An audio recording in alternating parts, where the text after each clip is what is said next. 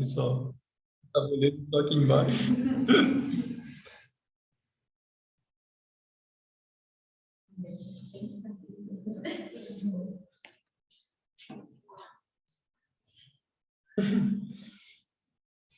Então, hoje a gente vai ver a regra 4, a gente viu as 3 primeiras, hoje a gente vai ver a regra 4 dos curadores, que diz: o curador e o grupo de cura precisam manter a vontade sob controle. Não é a vontade que deve ser usada, mas sim o amor. A gente já falou disso algumas vezes, a gente vem falando isso no grupo há muito tempo, mas ainda assim nunca é demais a gente falar, né? Então, ele continua. O livre-arbítrio de um indivíduo, da alma do indivíduo, né, jamais deve ficar sujeito ao impacto de um indivíduo ou grupo que são potentemente polarizados. Então, muitas vezes, quando o interagente chega até nós, não é o livre-arbítrio da alma que está ali presente. A pessoa quer ser curada, quer ser aliviada, mas o que a gente vai levar em consideração é o livre-arbítrio real daquele ser, né? A gente viu que quem é o agente causal de qualquer doença, enfermidade, é sempre a alma. Então, se ele chegou até nós com aquelas condições de personalidade, tem um agente causal ali, que é a alma, que está exercitando verdadeiramente o seu livre-arbítrio, a sua vontade. Então, a gente, como grupo, precisa ter esse olhar, né? Então, claro que a gente vai acolher, claro que a gente vai aliviar, mas é muito importante a gente se lembrar sempre que a gente trabalha com a energia de amor, né? Então, a gente vai querer irradiar. Nosso propósito é acolher e irradiar o amor consciente, né? O ensinamento esotérico diz que o amor, no fim das contas, é a inteligência pura, mas isso fica para uma outra conversa. Então, é essa qualidade de consciência que a gente vai procurar irradiar para a pessoa, para que essa qualidade que o grupo está manejando cause um impacto nos veículos da personalidade que vá despertar, em alguma medida, essa consciência para o seu processo de transformação. A nossa vontade é que aquele ser consiga, através daquelas questões que ele está passando, alcançar, dar um passo em direção ao seu desenvolvimento de consciência. Então, nosso papel é fornecer um campo onde se oportunize um ganho de consciência, não mais do que isso, tá? A energia da vontade pode aumentar o problema, pode estimular a própria doença e pode romper a relação com as forças curativas da natureza que farão seu papel quando for oportuno. Então, se a gente usa a força do grupo para algo que a gente acredita que seja o melhor para a pessoa, não necessariamente vai ser, aí então isso pode ser maléfico. Pode, num primeiro momento, ter uma cura, uma transformação ali momentânea, mas se a gente for aumentar o nosso olhar e a gente for pensar em alma como agente de desenvolvimento da consciência, a gente pode, como grupo ou individualmente, estar obstaculizando esse processo mais amplo. Então, é importante sempre a gente aumentar o nosso olhar, expandir o nosso olhar, pensar que tudo que a gente vive hoje em nós, no outro, planetariamente, é transitório. E tudo caminha para um desenvolvimento mais amplo, consciencial. Então, o nosso objetivo é olhar de forma mais ampla. Então, se a gente quer muito, né, deseja muito algo que a gente está acima da nossa capacidade de percepção, de compreensão, muitas vezes a gente pode criar um obstáculo em vez de facilitar esse fluxo. Então, é um ponto de bastante atenção para a gente, sempre. Aí ele continua: somente iniciados de alto grau podem curar pela vontade. Por quê? Pois eles podem testar a capacidade do paciente de cura a tensão que a doença pode provocar e sabem se é ou não a vontade da alma que a doença seja curada. Eu não me coloco nesse ponto. Nesse terceiro item aí, vontade é vontade mesmo. Aqui é vontade mesmo. Mas no segundo, aquela vontade ali é desejo. É porque a gente coloca vontade, por quê? Porque um aspirante, ou mesmo um discípulo, que podem ser cada um de nós, já estamos em alguma medida trabalhando com a energia da vontade. Não vai ser aquela energia pura de vontade da alma, que é somente nesse terceiro ponto, que são aqueles... O que é um iniciado? Né? A hierarquia chama de iniciados somente os iniciados de terceiro grau. Aqueles seres cuja mente já mergulharam na mente divina. Então, eles conseguem ter um vislumbre de qual que é o plano, qual que é o propósito, com mais clareza. Então, sim, um iniciado de terceiro grau pode promover uma cura. E pode dizer se aquela cura realmente vai ser benéfica, por quê? Porque vai estar dentro do plano daquela alma. Como a gente ainda não tem esse tipo de acesso, então é importante a gente trabalhar com aquilo que é mais seguro, que a gente já maneja com um pouco mais de facilidade, sendo muito bonzinho, que é a energia do amor. Então, aí é importante a gente saber isso. Então, mais para frente, talvez no fim dessa encarnação, na nossa próxima encarnação, ou daqui 2, a gente já vai poder ter um manejo melhor dessa energia. Por enquanto, não é o nosso momento. Então, a gente precisa trabalhar com o que a gente tem. Sempre otimista, né, Jo?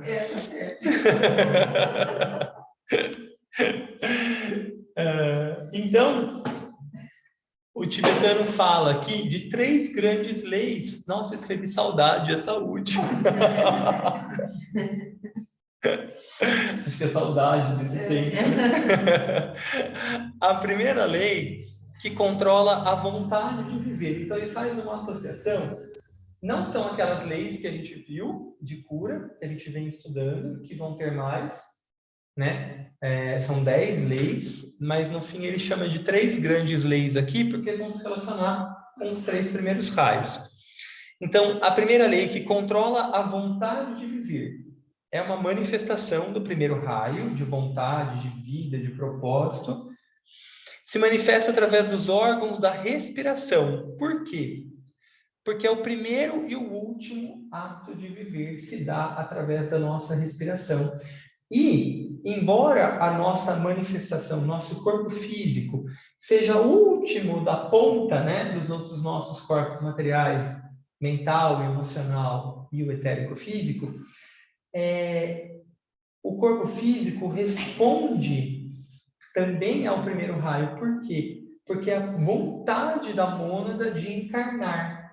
Então, passa pela vontade da alma e se expressa no físico. Então, o corpo físico, ele tem uma relação muito profunda com o primeiro raio, porque ele é a expressão material. É a partir daqui, desse ponto onde a gente se encontra, que todo desenvolvimento consciencial acontece.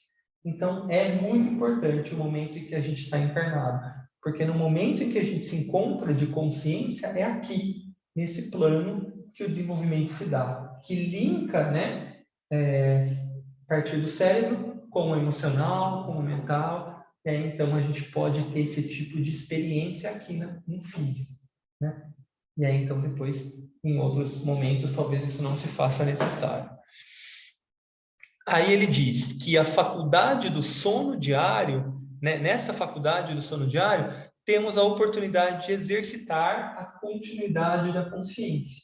Então, é aqui, cada noite que a gente dorme, que a gente tem a oportunidade de começar a construir esse caminho de continuidade da consciência. Por quê? Se a gente conseguisse, em alguma medida, no momento do nosso desencarne, não vai haver esse medo, esse choque abrupto, né? A gente vai entender que é só uma transição de uma consciência que estava no cérebro, porque é onde a nossa consciência está, enquanto encarnados, para primeiro o emocional, depois o mental, e aí ela possa voltar para o seu ponto de origem, enquanto alma, e aí recolhendo, né, os átomos permanentes.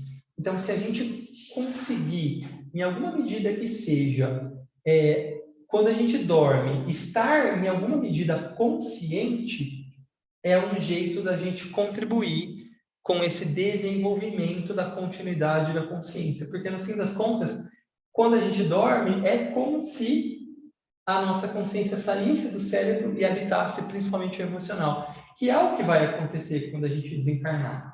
Só que ainda é muito novo, provoca muito medo, né? A gente ainda não está acostumado com isso, mas seria muito proveitoso se a gente começasse a enxergar esse momento do sono como uma oportunidade diária para, em alguma medida, a gente desenvolver essa continuidade de consciência. E quando a gente morre, a consciência se desloca do cérebro e se manifesta através do emocional. Seria isso?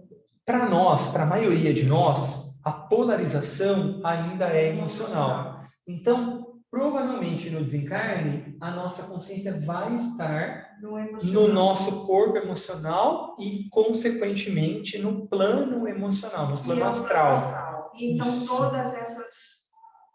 tudo isso que a gente ouve, né, de plano espiritual, é o plano astral, que se manifesta através do emocional.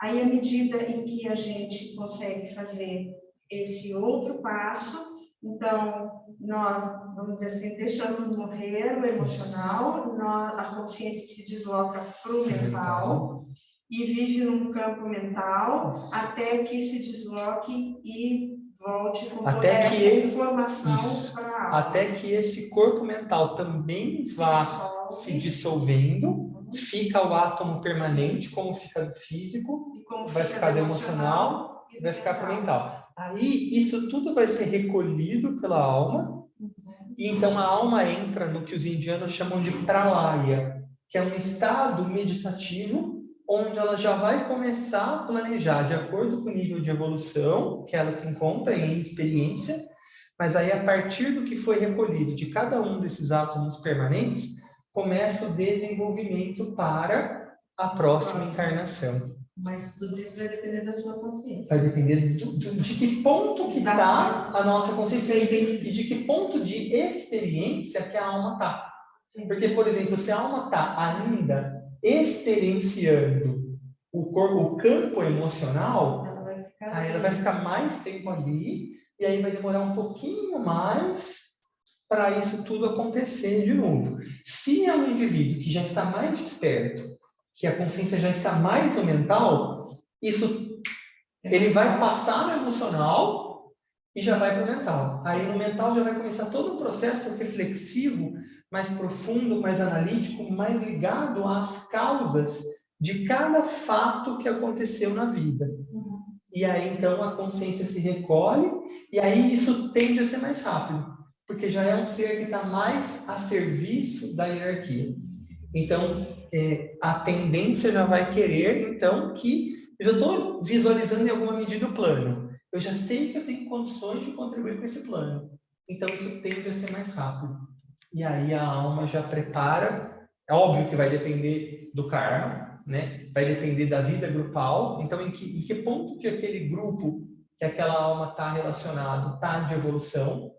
Porque isso também vai depender, porque o projeto e os processos evolutivos são grupais, à medida que a gente vai se aproximando da consciência da alma. Então, às vezes, indivíduos, embora estejam prontos, esperam outros membros do grupo fazerem esse processo de ajustamento para daí encarnarem com o grupo. Por quê? Porque daí aquele grupo vai ter condições de desenvolver algum tipo de trabalho que vai estar ligado ao determinado ashram.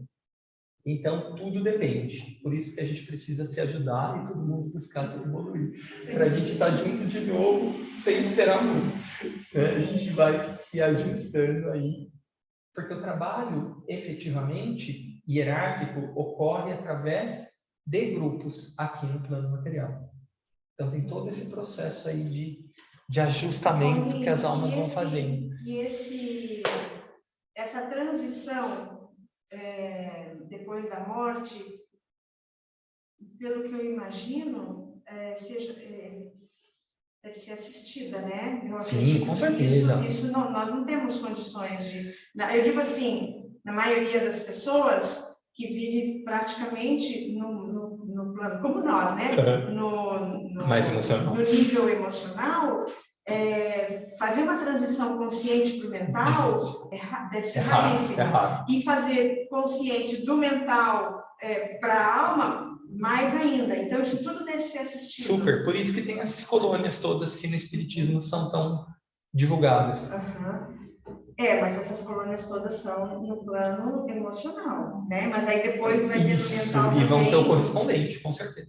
Até tem uma alusão nos livros do Chico, mas assim, muito velada. Porque também é difícil falar sobre isso, né? Porque quem que vai compreender? Também, né? Tem graus. Exatamente. Quem que vai compreender isso? Né? Mesmo emocional tem vários se a gente não está ainda polarizado na mente, né? No nosso estudo que a gente fez ontem, o tibetano fala: eu estou me esforçando aqui para tentar trazer isso para um jeito que vocês consigam aprender. Então é um pouco isso. E ainda assim é difícil. Paulinho, uma dúvida. Como que eu exercito essa continuidade da consciência no sono? Me perdi. Não, imagina. Antes de dormir, sempre é interessante. Ir fazendo exercícios, por exemplo, em que você vai, não simplesmente pegar no sono, em que você vai conscientemente se desapegando do emocional, do que aconteceu no dia, sabe? Como se fosse uma mini meditação, só que voltando para um ponto de consciência. E aí a gente pode pedir que a nossa alma busque esse tipo de orientação, de instrução, e principalmente nesse sentido da continuidade, que esteja consciente em algum plano.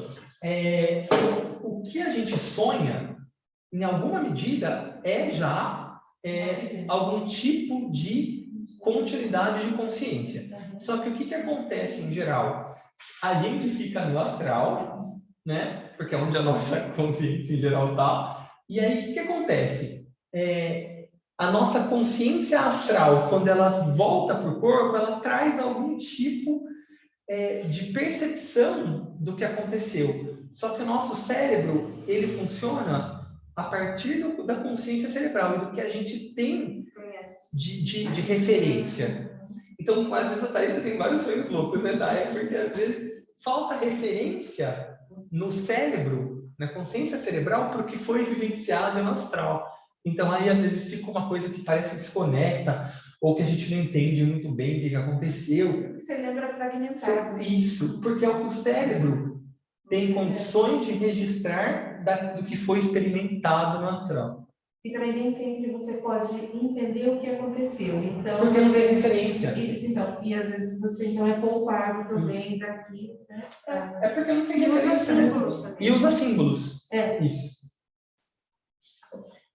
Paulo. Deu horário? Tá bom. Não, tá ótimo. Paulo. Meu querido. Boa noite a todos. Eu tive um professor de psicologia que ele falava que a gente tinha 7 sonhos durante o nosso dormir. E que geralmente a gente lembrava dos últimos. Era normal a gente lembrar dos últimos. Agora, como eu tenho acordado, depois da minha cirurgia, eu tenho acordado de madrugada, às vezes eu me lembro. Eu lembro do que eu sonhei. Antes era muito difícil eu lembrar. Agora, como eu tenho acordado mais de madrugada, eu lembro mais do que eu sonhei. Tem alguma coisa a ver ou não? Eu acho que tem a ver com um processo fisiológico seu da cirurgia, né? Que mudou, então seu corpo também está se adaptando a isso, mas também me parece que tem a ver com o seu próprio processo de transformação, de desenvolvimento da consciência. Seria bem oportuno, se já que você tem acordado mais vezes, que nesses intervalos você fizesse isso que a gente comentava agora há pouco. Porque aí, de repente, pode ser uma forma de exercitar com mais intensidade. Ah, legal. Posso só fazer uma Obrigado. pergunta? Preto e branco ou colorido?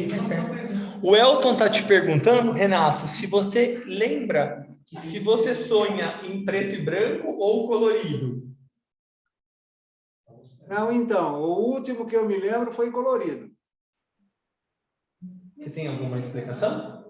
Não, eu ouço Vem mais dizer, pra- vem pra- não sei se é verdade, mas eu ouço dizer que o preto e branco é mais assim, emocional, é coisa assim que eu fiz confusão aqui, então, e o colorido não, o colorido faz parte de um processo maior. O que seria esse processo maior? De consciência mesmo, eu acho. Consciência. Não futuro. Não, Não é futuro. Pode ser futuro também, porque a consciência, num nível superior, ela transcende a ilusão do tempo e do espaço. Eu tenho. Às vezes você fica mais preocupado com o teor do negócio do que se está colorido, entendeu? Com quem você está, na minha opinião, preto e branco colorido. Tudo bem aí em casa, pessoal? Tudo beleza. Tudo bem. Oi, Rani. Oi, Rani. E já coloquei você como host. Um beijo grande, bom trabalho para vocês. Vocês também. Boa noite, obrigada. Obrigada.